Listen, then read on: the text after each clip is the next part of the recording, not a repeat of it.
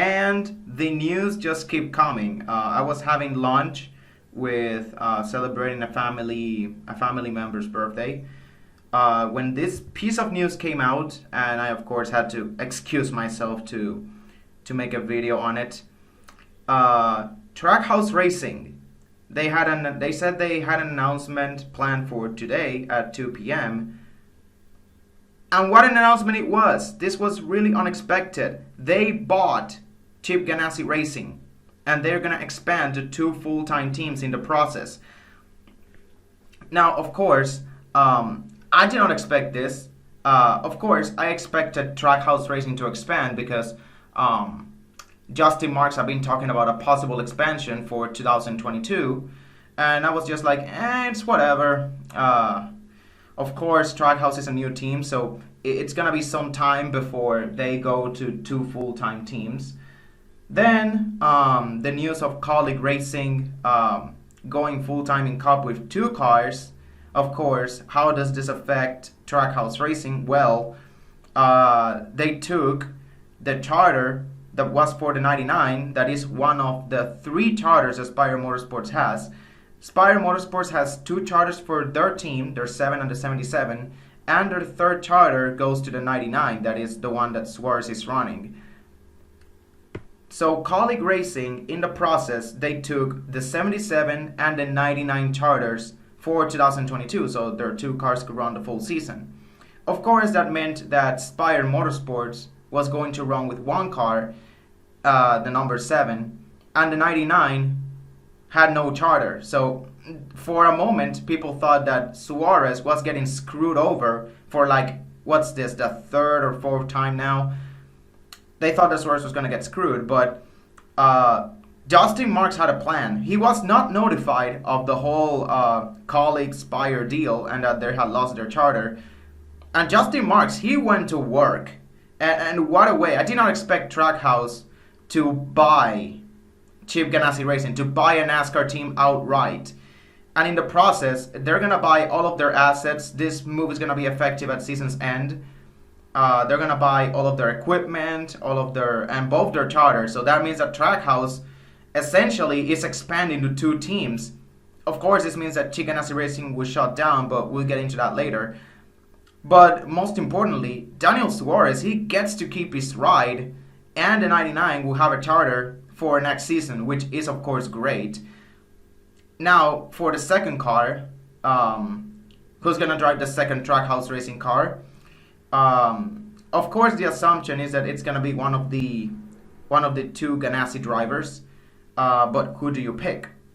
Ross Chastain or Kurt Busch? Because both drivers have their pros and cons. Ross Chastain is of course younger. He's more, but of course he's more aggressive and more inconsistent. He can get it into his own head sometimes, kind of like how Kyle Larson was in his first few years with Ganassi in the Cup Series. That's how Ross Chastain is, basically. He overdrives the car sometimes. He is his own worst enemy at times. Kurt Busch, he is more of a guy that he's more of the veteran guy. He can give you experience, but of course the downside with him is how many years does he have left in the tank? Of course, it has been speculated that Kurt Busch might retire either this season or the next season. So it is a pretty safe bet right now that by 2023 or maybe around that time, Kurt Busch might be looking towards retirement, or retirement is going to be more of a serious question, or he might even be retired at this point. So who do you sign? Both drivers, Ross Chastain and Kurt Busch, I'm going to give them that. Both drivers have shown that they can elevate a team, kind of like how they're doing right now with Chip Ganassi Racing having a pretty disastrous season. So of course, maybe that also influenced Ganassi in maybe selling the team to Trackhouse outright. And of course, Justin Marks has that connection with Ganassi because if you remember, Justin Marks drove for them in the Xfinity Series back in 2015, 2016. And of course, they also had that connection in the K&N Series via H. Scott Motorsports.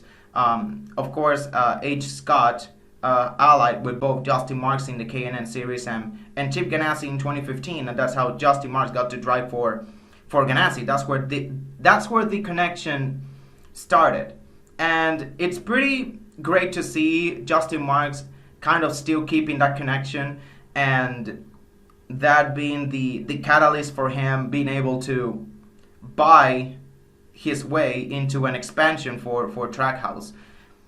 It's pretty great. Now, looking back on Chip Ganassi Racing, I just want to reflect on a bit on Chip Ganassi Racing's time in NASCAR, which is pretty ironic because Chip Ganassi himself, the way he got into NASCAR, he did not start a NASCAR team. He bought a team. He bought his way into a NASCAR team that was Team Sabco, which was owned by Felix Sabates. He got his way. He bought a stake on the team in 2001 and renamed it Chip Ganassi Racing with Felix Sabates.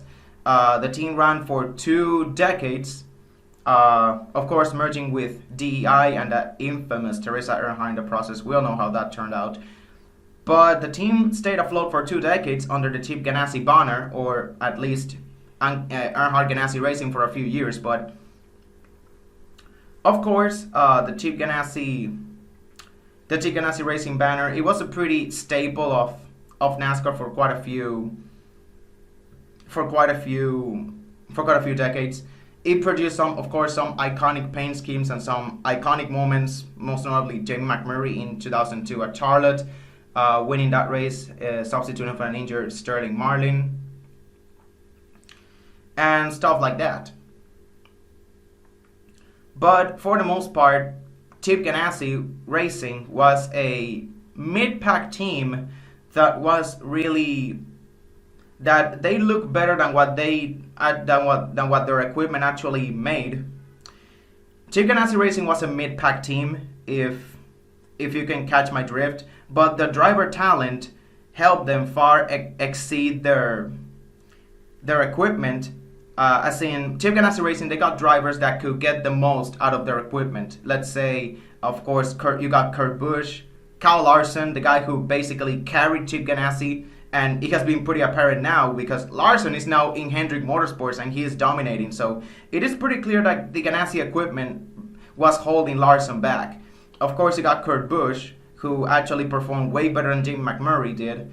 Jamie McMurray, ironically, in his early days, and even in 2010, the season where he won 3 races, but many people forget, in 2004, McMurray had a very underrated season, and 2005 was not far behind on that realm. Of course, he didn't make the playoffs either year, so those seasons are really forgotten largely. But Jamie McMurray was a pretty damn solid driver in his early years, driving the 42 for Ganassi. There's, of course, Juan Pablo Montoya, who actually put that struggling 42 team after McMurray left. He put that struggling 42 team in the playoffs and actually won quite a few races for them. And, of course, Sterling Marlin, the guy who led the charge in Dodge, finding his way back to NASCAR in victory lane. So, of course,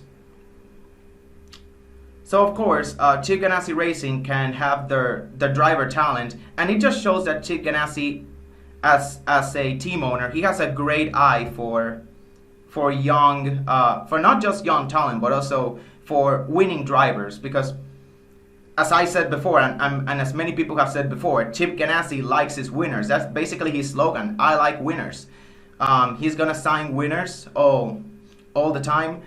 And I don't know you guys, but maybe him watching Larson dominate in Hendrick Motorsports. I know this is sort of a joke, but maybe Ganassi watching Kyle Larson dominate in Hendrick Motorsports equipment, that may or may not have influenced him to maybe sell the team.